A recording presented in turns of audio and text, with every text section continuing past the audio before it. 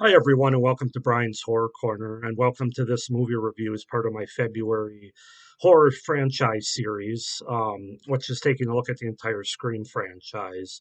I reviewed the first two movies; those are up on my channel if you want to check them out. Today, we're going to take a look at the third movie, Scream 3, which came out in 2000. So yeah, let's just go ahead and get into it. I have the first three movies in this Blu-ray three movie collection pack. So Scream 3 is no exception. So I'll just give the setup, the premise, and the cast, and then I'll get into my thoughts and review on Scream 3. So Scream 3 is a 2000 American meta slasher film directed by Wes Craven and written by Aaron Kruger. Released as the third installment in the Scream franchise, it was originally the concluding chapter of the series until the franchise was revived in 2011 with the sequel Scream 4. The film takes place 3 years after the previous film and follows Sidney Prescott, who has gone into a self imposed isolation following the events of the previous two films, but is drawn to Hollywood after a new Ghostface begins killing the cast of the film within a film entitled Stab 3. Cotton Weary, so that this is how the movie opens now. That was the premise. The movie opens with Cotton Weary, who's now living in Los Angeles and the host of a successful talk show entitled 100% Cotton. He's contacted by Ghostface, who demands to know the whereabouts of Sidney Prescott. Cotton refuses to cooperate, and Ghostface breaks into his home, murdering Cotton and his girlfriend Christine, while speaking with Cotton's voice. Detective Mark Kincaid contacts Gail Weathers to discuss the murders, prompting her to travel to Hollywood, where she finds Dewey Ridley working as an advisor on the set of Stab 3, the third film the third film in the series based on the Ghostface murders. Using a voice changer as a ruse, Ghostface kills Stab 3 actress Sarah Darling. Sydney is living in seclusion as a crisis counselor for an abused woman's hotline, fearing that another killer may strike. Having discovered Sydney's location, the killer begins taunting her by phone with her deceased mother, Maureen Prescott's voice, forcing her out of hiding and drawing her to Hollywood. So yeah, that's basically how the movie. That's the premise and the setup for the movie. Cast wise, we have David Arquette as Dewey Riley, Nev Campbell as Sidney Prescott, Courtney Cox as Gail Weathers, all three returning from the previous two movies. Patrick Dempsey as Mark Kincaid, Scott Foley as Roman Bridger, and Lance Henriksen as John Milton. So yeah, that's the setup and the premise and the cast. So yeah, I have a lot to say about this movie. So yeah, Scream 3. It's kind of generally known that this is sort of the bump in the road, the sore thumb in the franchise, if you will, at least for the first three movies. I have yet to see and review, obviously, parts 4 and 5, 5 being at the theater yet. But of the first three movies, this is the weak link, if you will, not just according to me, but a lot of other people. So we'll start with the good stuff, though, the pros, which there are some in this movie. Once again, I actually enjoyed the opening sequence. Now it has gone down in each movie. Like the first movie is all time great horror movie opening. I think it might be the best opening to any horror movie, and I've said that before. The second movie I really enjoyed, but it was a step down. This opening is a step down yet again from even the second opening sequence from the second movie, I should say. But I still enjoyed it, mostly because it involves the character of Cotton Weary, who I really enjoyed in the second movie. Played once again by Liv Schreiber, who does a really good job. I thought the opening was intense, it was fun, and it also introduced the new twists that we would get in this movie within the franchise. So yeah, the opening sequence, the first 10 or 15 minutes, once again, is a bright spot for this movie. Well, even though it's a downgrade for the franchise openings. The biggest thing that saves this movie and the biggest positive is once again Nev Campbell, who maybe even outdid herself from the second movie. Once again, playing the character of Sydney, she just kills it in this role, figuratively and literally. No pun intended, but pun intended. Um, Being even more of a badass, especially in the final fight scene. I also feel like looking at this from a trilogy standpoint, that the first three movies, I think her character has a nice wrap up and a nice arc. If you watch the first three movies, basically with her not living in fear anymore. Um, if you've seen this movie, you kind of know how it wraps up for. So I kind of enjoyed that. It felt kind of fitting. I thought the third act of this movie worked for the most part. It was fun, a good fight scene. It kind of had that feeling that anyone could die, sort of that trilogy, last movie in a series, last movie in a trilogy feeling. I thought that hit pretty well. That the stakes were definitely raised and were definitely higher. Um, it was pretty intense with a lot of reveals and twists and turns in that final act of Scream 3. It had sort of a good finality to the story, at least of the first three movies. Again, you'll probably hear me mention this because at the time they made this movie, it was meant to be a trilogy. I know there's five movies now, including one at the theater, and I dare say there's going to be more. In fact, I think they've already talked about Scream 6 is going to happen. So, but at this time, it was three movies. It was a trilogy, a horror trilogy. So, looking at it from that standpoint, I thought it was a pretty good wrap up. Not perfect, but pretty decent. The fight between Sydney and the killer feels pretty legit. There's a lot of hitting, a lot of kicking. It felt legit, very more lifelike than other fights we see in movies. And Ghostface being even more unstoppable was fun as well. Um, it's always the cliche that don't assume that he's dead; he's going to get up again. In this movie, it's played out to the hilt even more so. Um, I thought the music and the soundtrack of this movie was a step up from the second movie. Not as good as the first movie, of course, which is an all-time horror soundtrack, but I thought it was good. I really enjoyed the music about this time around the late '90s, around 2000. And once again, I have to give credit to the studio and to the creators of this movie for once again changing up the setting. In the first movie, we get the small town of Woodsboro. The second movie's the college campus. This movie is basically Hollywood being on a movie set, which it worked for the most part. It's definitely if I were ranking the three settings, it's a distant third in that regard. But I give them credit for changing it up again and not rehashing the same thing. Um, so I give them credit for that. I give them credit for adding the new twist, which, if you don't know, spoiler alert, after 22 years, but there's a voice modulator, like a voice um, copy, like you can copy people's voices, which obviously adds a new element to this movie and to the series overall. You don't quite know. It's a way to throw off the audience. You don't quite know when somebody's making a phone call. Is it that actual character or is it the killer just using the voice changer? I thought that was a pretty interesting and sort of new and unique aspect. My final positive is I like the very end with the door swinging open and Sydney's ultimate reaction. Um, it also kind of leaves the audience on edge, but I liked it also from Sydney's character, the full arc that I was talking about, at least in terms of the trilogy. And I also, well, again, it's just like the opening sequence, just like the setting. It's a distant third, but I do like the trilogy tropes, the meta-ness that's involved with that. Actually being on the filming of Stab 3. Not really that so much, but I just like the discussion of in the first movie it was the tropes of a horror movie. The second movie was the tropes of a horror sequel.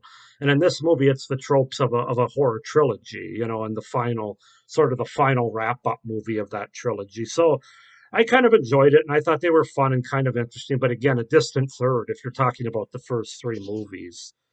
So those are my pros. I guess I had a few more than I thought. Now getting on to the cons, which there are many. It's clear the biggest problem that this movie has, besides being the third, and kind of being some rehashes and things, the biggest problem this movie has is the writing of it. The first two movies are superbly written, both plot wise and character wise. It's no secret that Kevin Williamson did not write this movie. He had so many other things going on at this time. Yeah, we ended up getting a couple other screenwriters. Aaron Kruger's the one that got the credit for writing this movie. And unfortunately, it really shows in this movie. This movie really misses Kevin Williamson. I know he even gave some like a treatment, or he gave some pages for the new writers, which they basically just threw away and went with their own script, which was a huge mistake and very obviously stuck out in this movie and not in a good way. It's again, this movie's just a big step down. from Williamson's writing of the first two movies, particularly as it relates to the character, most of which are throwaway and not well acted, not well developed whatsoever, to the point that we really don't care about them or when they get killed. And most of the characters are the cast of Stab 3, which are like the movie versions of the characters in the Scream movies. So, um, but yeah, we don't care at all about them when they're killed because of that, and that's obviously a huge problem in any horror movie. And it's the first time in this series that that's been the case, really.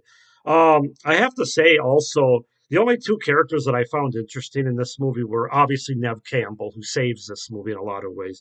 And I also thought Patrick Dempsey's character as Mark Kincaid, the detective, was pretty good. But other than that, I didn't even like Dewey and Gale in this movie.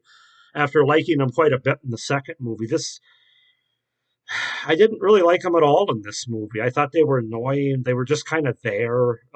Again, they were just not well written, and we get a lot of the same beats that were repeated from the first two movies. And it kind of left me thinking, didn't we see this before? Where the movie starts out where they're on edge with each other. The Dewey doesn't really like her, despite the saving, him saving her life, or them coming together at the end of the previous two movies. We've seen this before, guys. It just does not work. It doesn't work at all in this movie.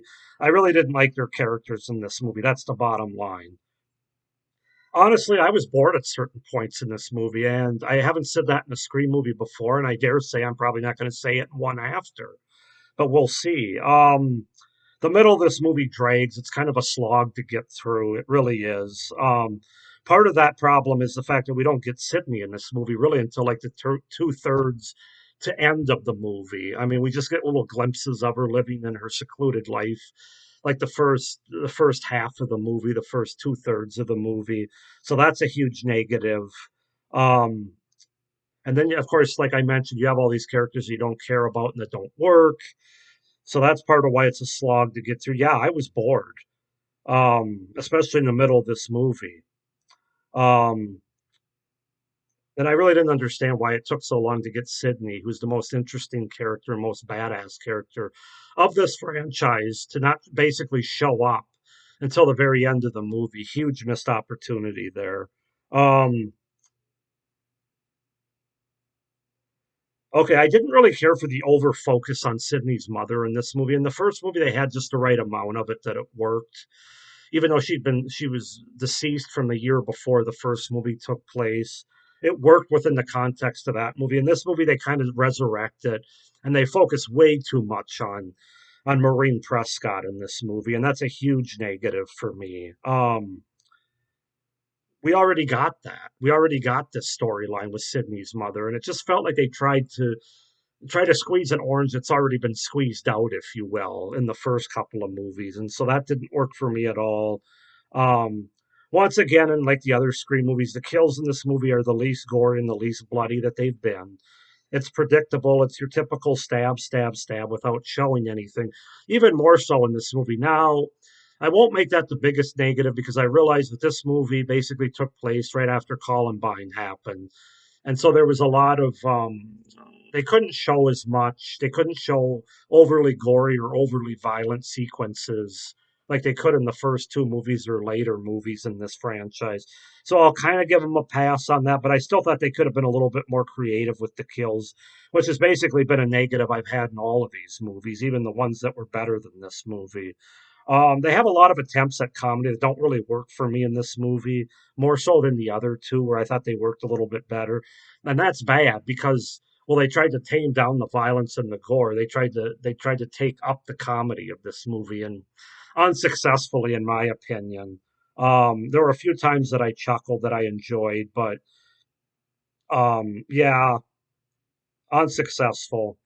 And the reveal and the red herrings that they use in this movie also don't work for me. And some of this is related to the fact that this is the third movie, and they're just kind of rehashing and repeating beats at this point. Um, the reveal of the killer doesn't really work because, for one thing, it changes the end of the original Scream movie as it relates to the killers in that movie, and I didn't like that. And it was far fetched. And I don't think the red herrings work quite as well in this movie because we don't care about any of the characters in this movie. And that's really why they don't work. They obviously tried to push Patrick Dempsey's character as being the big red herring in this movie. And while I like this character, I just don't think that execution worked very well. Um, this might be, I don't know if this is a hot take or not, but I also didn't care for the videotaped exposition dump that we got from the character of Randy. It felt really forced to try to get Jamie Kennedy in this movie somehow after they killed him in the second movie.